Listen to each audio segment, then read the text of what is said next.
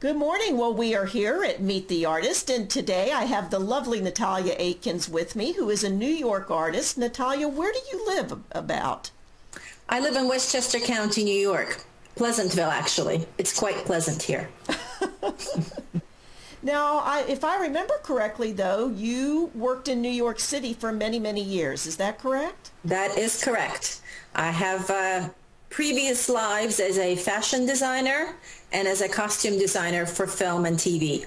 Wow. I was constantly in New York City ever since I went to college. And so textiles and fiber are second nature to you. Exactly. So it's always a natural transition for me to be doing art quilting. Now, your background, your heritage is Russian, correct? Yes. And that has been a very heavy influence in your work. Yes, I am influenced by my Russian heritage, my upbringing with reading all the Russian fairy tales by my parents. Now I read them to my children. And I'm also influenced by the architecture of the city that I grew up in, which is St. Petersburg, Russia. Wow. Now, how long have you lived in the United States? Over 30 years. Okay, so you've been here quite a while then. Yes. Now, how did you make that bridge from being in the costume and the film and television industry and coming over into being a full-time studio artist? It kind of just all fell into place. I stopped working in costume design because of the Screen Actors Guild strike in New York. And then 9/11 happened, so all film work stopped. So I wound up staying home and having a baby. I needed to express my creativity, which I couldn't do through work anymore. So I started stitching anything and everything, and I eventually started stitching pictures, so to speak. I'm sure that you have, given your background, some type of educational training. Yes, I have a BFA in art, in fashion design from Pratt Institute in Brooklyn, New York. Ah, very nice. And when did you start to call yourself an artist? I have always called myself an artist. It might have been delusional in the beginning, but I've always felt the call, whether it was fashion, whether I was illustrating, whether it was, costume design. I've always identified with myself as an artist. So basically any expression that you put out there for you is a representation of your art. Exactly. Okay. I think you said that you had started out with doing Russian fairy tales, doing some series on that. Yes. Was that basically kind of your original inspiration? That was, I guess it was what I was going through at that time. My children were really young, and I was constantly reading to them. They were watching cartoons with Russian fairy tales. I was very focused on giving them the Russian culture while here in the United States. So I think for me it was a natural thing to express that in my art. So I started making art quilts featuring Russian fairy tales, the Firebird or just Russian villages, Russian scenery. And your technique, I know that you do use surface design techniques and a lot of transparency. Can you tell us a little bit about how you work? My technique is constantly evolving. I have always been fascinated with shears, layering of shears, painting, thread work, whether by hand or by machine. Right now I'm using Photoshop a lot in my work, actually. I have been taking my own photographs, manipulating them in Photoshop, and then printing them out, usually on shears like organza, and then further manipulating them with stitch. And giving that illusion of depth through the transparency. Yes. I frequently layer a lot of colors and different swatches behind my transparency. Vintage textiles, vintage laces. Are you using one of the wider Epson printers at this point, or is this just your own inkjet? I am. I started with my little HP and just printing on the extravaganza sheets, the 8.5 by 11.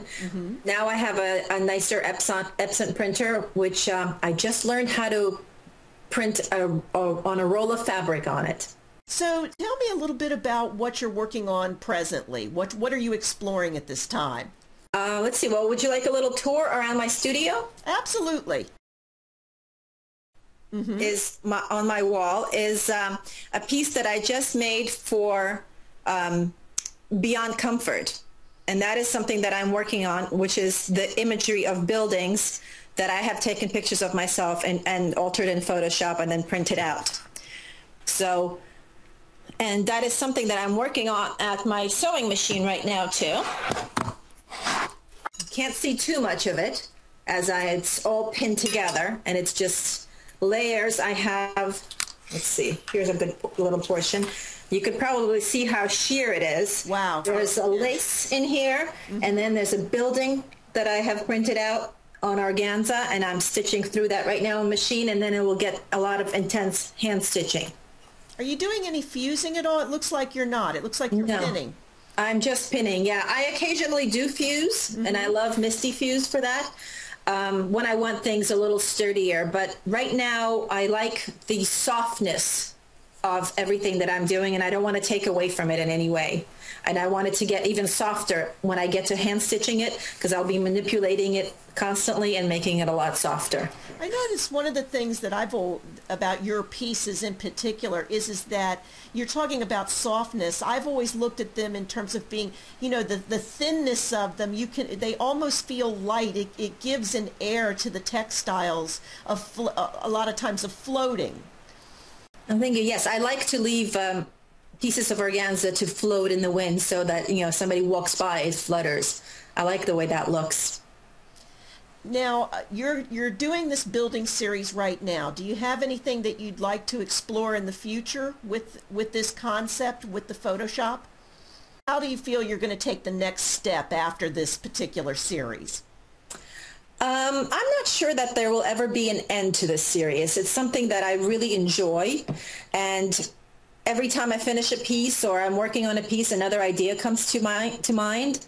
And I'm always using St. Petersburg, and I really cannot foresee using another city. I mean, never say never, so I can't say for sure, but right now I see a lot more St. Petersburg options. I mean, just this summer I took over 1,000 photos of buildings that inspired me in some way. Now, on the other hand, I do have another series that I recently started, and that is focusing on my figure drawing.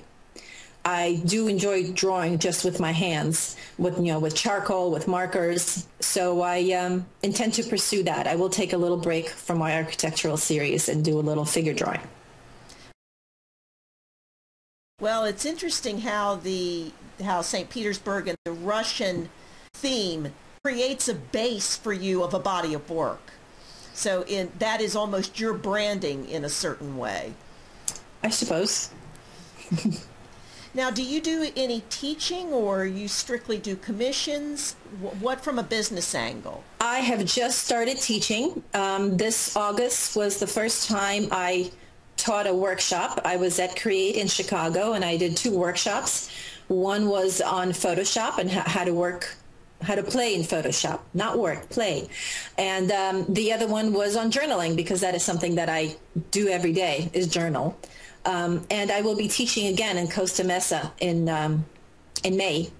And I'll be teaching a Photoshop workshop and also a hand stitching workshop. So I'm just slowly starting out on my teaching schedule. Terrific. And what is the name of your website? artbynatalya.com. That's Natalia with a Y. But I know you're on Facebook. Yes, I am. I have an artist page on Facebook. I have a blog, which is pretty frequently updated. I blog at least 2 to 3 times a week. No, artbynatalya.blogspot.com. Terrific. Great. Well, thank you so much for interviewing with us today, Natalya, and we will stop back in to see how those Russian quilts are coming and to see how this building series evolves. Thank you, Lisa. Thank you. Have a lovely day. You too. Bye-bye. Bye-bye.